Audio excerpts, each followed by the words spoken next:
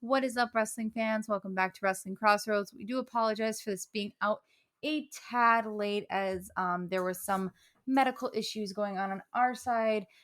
So again, we do apologize as always. I am one half of your dynamic duo, Twisted, alongside Brother Pyro. What's up, guys? I hope everyone enjoyed Halloween Havoc, because it was one hell of a show. Oh, yeah. Shout out to the queen of spooky, Shotzi, for doing such a phenomenal job hosting. Yep. And her co-host, Mr. Quincy Elliott. Oh yeah, him too. Do you want to start us off? So the show kicks off with the ladder match for the vacant North American Championship. Former champion Carmelo Hayes walks in looking to reclaim what was wrongfully taken from him. Mm-hmm. Also in this match, you had Wesley, Oro Mansa, Von Wagner, and Nathan Frazier. Chaos. Beautiful chaos, but chaos nonetheless. It was a lot of fun to see a lot of the different spots. And just how creative these guys were able to get in this match.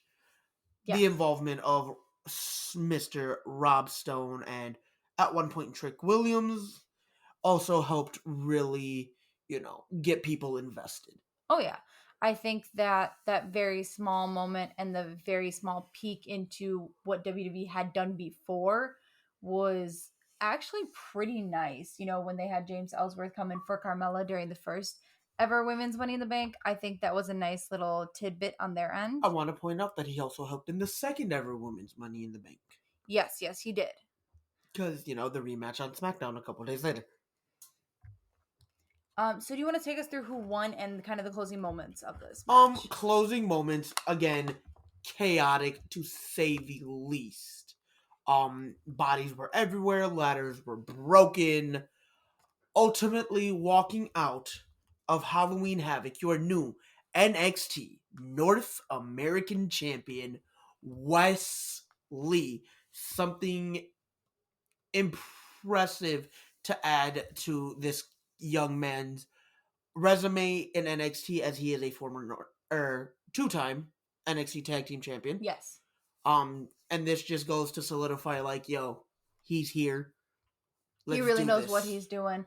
And I mean, after so much of what Wesley has been put through via Carmelo Hayes, I think that this is just a beautiful end to all of that.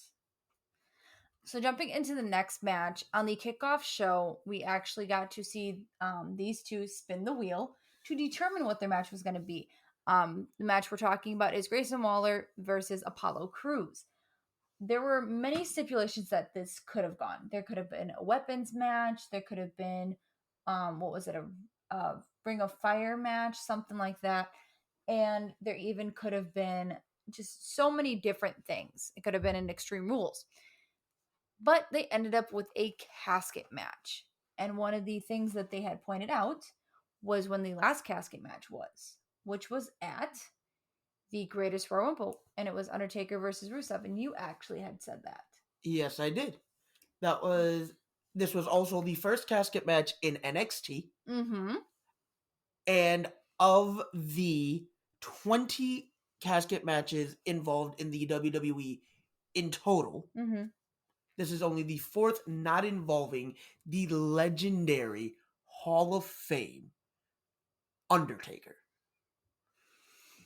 Because he was the one to pretty much bring this in and solidify this as a match. So I don't see anybody really having this type of match without the Undertaker. Oh yeah, no, this match doesn't make a lot of sense not involving the Undertaker. I think this kind of being one of the staple matches of his career made sense, because what does an Undertaker do? Right. But ultimately winning this match and hopefully the feud, Apollo Crews. I want to point out with some mid Controversy. Yes. Mind games. I wouldn't even say mid-match mind games. With some mid-match controversy, Grayson Waller had actually jabbed the eyes of Apollo Crews and dropped him through the casket that was previously brought out to start the match. And as you all know, being wrestling fans, you have to close said casket on your opponent. You have to put them in and close the casket. Well, lights went out, and then you saw Apollo at the top of the ramp with more people bringing out yet another thicker casket, more of one that would be used for this type of match. I want to point out, can you really close a casket, though, if there is no lid? True, which is why it was some mid-match controversy. I mean, Grayson Waller had believed that he had won. However, the ref and everybody else were just kind of like, we gotta use this to our discretion. One ref was saying yes, one ref was saying no. It's a good thing we had Booker T and what is it? Who was it on commentary with him? I don't know. But the commentary team was even, debating back and forth. Yes. Like, is this a win? Is this not? Like, what's going on here, man? Most definitely. But now, fast forwarding through the show, Weapons Wild, Cora Jade, Roxanne Perez. We got to see some aggression out of these tiny little women. We got to see some aggression. I'm a little upset that the match wasn't very long, though. It was kind of short compared to the rest of the matches on here. Okay, but think of the rest of the matches, and this isn't me trying to take away from them specifically, but a lot of these other matches, well, you're going to take forever doing a ladder match because it's a 5-person ladder match. No, understandable. The rest of them had kind of a bigger storyline investment involved. Well, yes and no. I mean, this has also been something that's kind of been going on since Cora Jade attacked her then friend when she was getting a title opportunity that Cora thought was rightfully hers. But also, I think, and this is something that we talk about when we go into the AEW shows, lengthy matches kind of make for an exhausted crowd. Mm-hmm. And I think that is one thing that they really did do a pretty good job at, because not every match was high spot, like 15-minute, 20-minute matches, one right after the other, because oh my god, would that have been exhausting. I think this match was an appropriate amount of time and told the story that it needed to tell in that time. I mean, I agree, but I just... Granted, I will say... what you're saying, I wish it would have been just a tad longer. I will say the table spot was a little awkward. When they were up top the scaffold stage thing. Yeah, I do agree. Like, it was a weird spot to put a table spot. But, I mean, it still managed to work itself up. It more managed to work in the fact that, these two women, it's like, can Roxanne find that bit of aggression? Can she knock her friend off of here? And ultimately, it looked like she couldn't do it.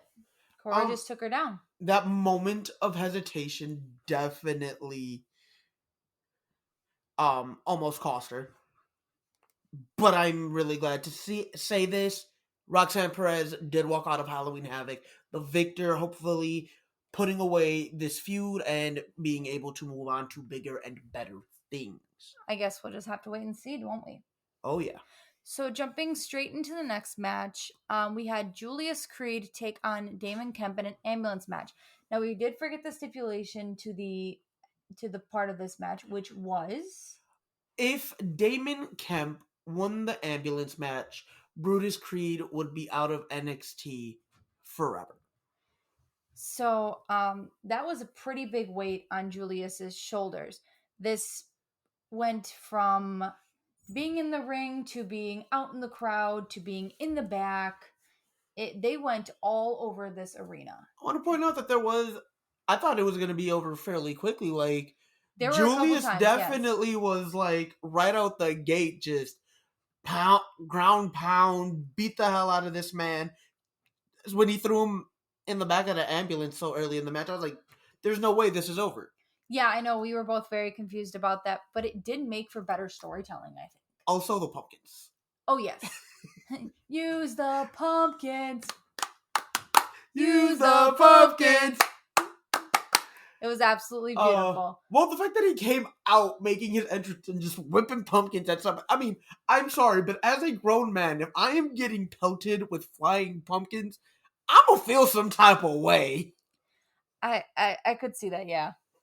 But ultimately, picking up the win in a beautiful ending, I might say, was Julius Creed. So, His brother gets to keep his job in And that is NXT. because the Diamond Mind is forever.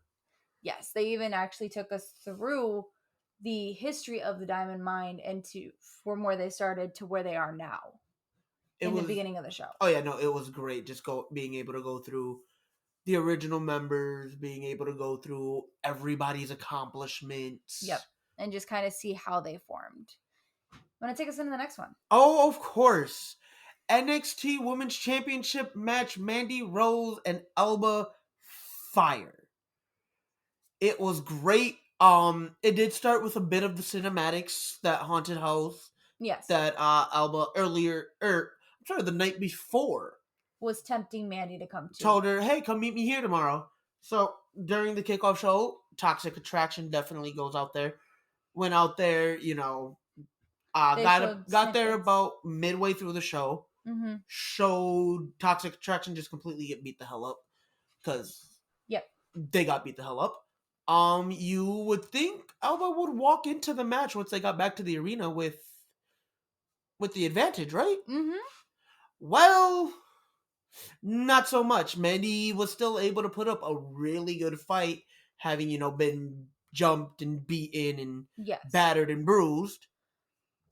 But in the nick of time, as it looked like the champion's reign was coming to an end, because let's be real, the crowd counted to like 30. Yes. And I'm exaggerating here a little bit to establish, kind of put some emphasis on it. Alba had this match won, but to save her in the nick of time, the rest of Toxic Attraction had found their way back to the arena after being left behind in that haunted house, ultimately helping Mandy Rose retain the gold, and the era of Mandy continues. And one thing that you did point out with this is the very first and only assisted win that she has ever had. I am glad you caught that while I was making this spiel and while we were watching the show. Because one of us had to touch on that. Oh yeah, most definitely. And I'm very happy that this is, I think this is good for her. I don't see her losing anytime soon because they're booking her so correctly. They're booking her so well. They just added another person halfway to Toxic Attraction. I think it's amazing what they're doing with her. They're finally utilizing her in a way that the main roster couldn't. And I think it's beautiful. I think, honestly, this is going to help continue to solidify her. And then with the semi-edition of Sonya Deville, I think that'll help the recall up of Mandy Rose and the official call up of Toxic Attraction to make a little more sense, and I think it'll help solidify them as true competitors. Like, hey, we're here. This is going to be our division, and possibly do with them kind of what they're failing to do with Damage Control. Hopefully so. I guess we'll just have to wait and see. So ending out the night, the main event was the NXT Championship being put on the line in a triple threat match. Now, we know the NXT champion, Braun Breaker, doesn't necessarily have the best record when it comes to triple threat matches, so all of us were kind of against him in our pre-show. He took on Ilya Dragunov and JD McDonough. This was a lot of mind games on McDonough's part, but it's something that he's really good at. I do want to point out that McDonough did rightfully have this match. Yes. Numerous times. Before Dragunov got involved and inserted himself into this title picture. Oh, I thought you were talking about during the match. I was going to say, he had the match and won so many times. Oh, we'll definitely continue telling this story about how the match played out in a second. But I want to point out that McDonough is, in my personal opinion, as much as I was not rooting for him, I mean, granted, I was rooting for anybody but Braun, because I just want that title off of him at this point. But McDonough did post Worlds Collide beat Tyler Bate in a one-on-one number one contenders match for the right to face Braun Breaker at Halloween Havoc. Yes, and then they added in Ilya coming back from his injury. So again, I want to point out that I want to see McDonough get a rightful shot. Yes. That he earned, because he earned a one-on-one match. Oh yeah, I'd love to see it happen, and I'd love to see McDonough take the title off of Braun, because I think it's something that not only would solidify him as just a great competitor, but it's something he needs. And I've been saying that since the beginning. I will always be on JD McDonough's side for the fact that he needs this. But there's that. Oh yeah, I think, like I said, any one of these guys was believable. I think McDonough or Ilya would definitely needed the win more than Braun did. Yes. And I definitely want to point out this. They did a really good job of neutralizing Braun Breaker as that biggest threat. Yes, they did. They did a very good job at just keeping him down and, you know, trying to make sure he was on the mat or out of the ring at all times. Yes. But unfortunately, to our dismay, retaining his title and continuing his era was Braun Breaker. I'm curious to see what and who is next for Breaker, because I really am. I'm kind of hoping that we can, now with the feud of Grayson Waller and Apollo Crews coming to a close, we get to see Apollo, return to the original mission of coming back to NXT. Hey, I want that gold. Yeah, I mean, the commentators were talking, does this give them the next title shot? I don't necessarily think it does. I think it puts them in a possible lineup for the number one contender spot. I was going to say, I don't think it gives them that next spot, but I think it helps their positioning amongst the ladder. I agree. So that is actually all for Halloween Havoc on the NXT thing. On the NXT side of everything. We will actually be back with episode 29 of Wrestling Crossroads, November 5th. Thank you guys for all of the support over the last 6 months that we've been up and running, to get to this spot right now, and to know that you guys are still out there listening to us, sharing us, and just giving us your unconditional support is great.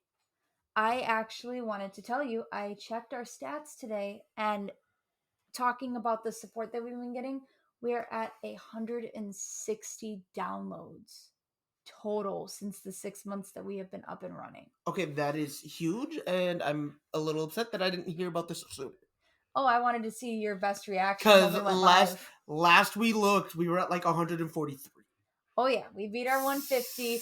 It went skyrocketing way past. Let's go! I thought I'd bring that to you live on here. Thank you so much for all the support and love, guys. We appreciate each and every single one of you. Like she said, the next time we're with you is for Crown Jewel, November 5th.